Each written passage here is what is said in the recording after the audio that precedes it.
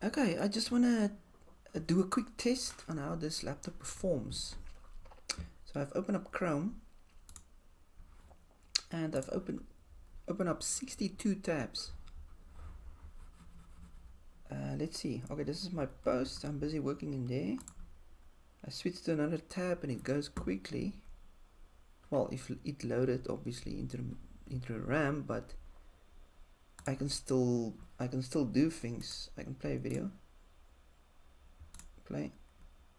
Video plays. So 62 tab. I can go to any tab and it works.